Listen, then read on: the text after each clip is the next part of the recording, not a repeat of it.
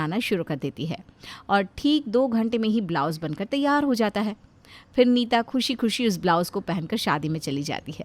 नीता की ब्लाउज़ की डिज़ाइन देखकर सभी औरतें आश्चर्य में पड़ जाती है।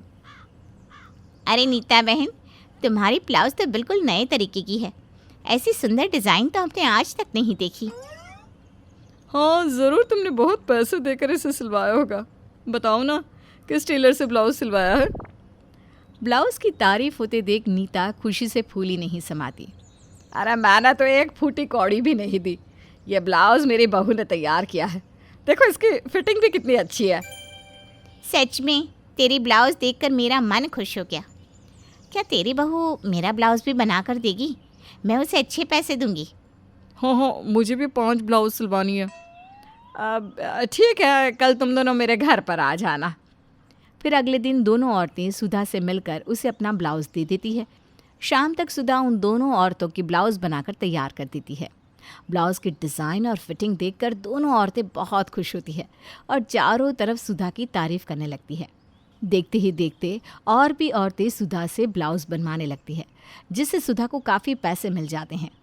ये लीजिए मम्मी जी, ये सारे पैसे आप रखिए। बहू, ये पैसे तो मुझे दे रही है? अब मैं तो सोच रही थी कि ये पैसे तू अपने पास रखेगी और अपनी मर्ज़ी से खर्च करेगी, लेकिन मुझे ये पैसे देकर तूने साबित कर दिया कि तू मेरी कितनी इज्जत करती है।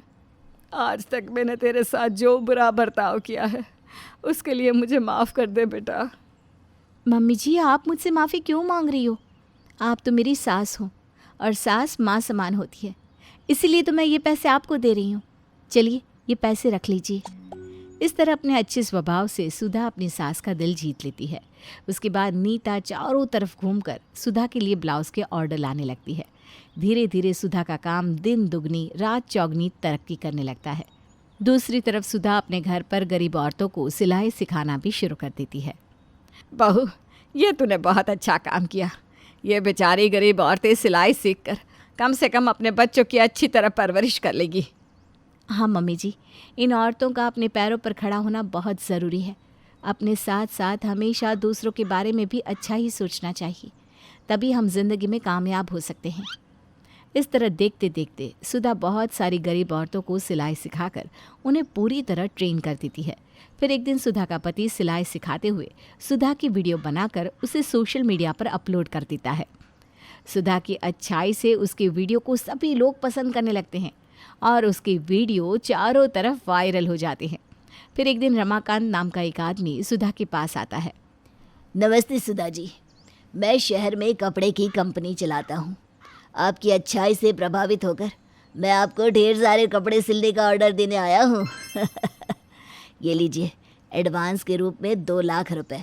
शाम को मेरी कंपनी का ट्रक आपके पास कपड़े छोड़कर चला जाएगा। इस तरह सुधा को एक बड़ा ऑर्डर देकर रमाकांत वहाँ से चला जाता है। मम्मी जी, मुझे बड़ा ऑर्डर तो मिल गया, लेकिन ये काम करने के लिए बड़ी जगह की ज़रूरत पड़ेगी। अब अरे तू चिंता क्यों करती है? हमारा खेत है ना, वहीं पर मैं लकड़ी और घास फूस से तेरे लिए एक बढ़िया जगह तैयार करवा दूंगी, जहाँ तू ढेर सारी औरतों के साथ बैठकर अपना सिलाई का काम कर सकेगी। उसके बाद नीता कुछ मजदूरों को इकट्ठा करके खेत में घास फूस से एक बड़ा घर तैयार कर देती है। मेरी बात ध्यान से सुनो, हमें बहुत बड़ा ऑर्डर मिला है। हमें समय पर सिलाई खत्म करनी होगी, तभी हमें अगला ऑर्डर मिलेगा। आप चिंता ना करें दीदी, हम दिन रात मेहनत करेंगे। मुझे तुम सब पर भरोसा है। चलो आज से काम शुरू कर दो।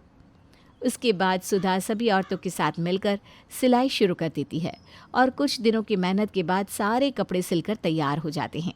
ये देखकर रमाकांत बहुत खुश होता है और सुधा को बचे हुए पैसे देने के साथ साथ अगला ऑर्डर भी देकर चला जाता है। सुधा अपनी यहाँ काम करने वाली सभी औरतों में ईमानदारी से बराबर पैसे बांट देती है।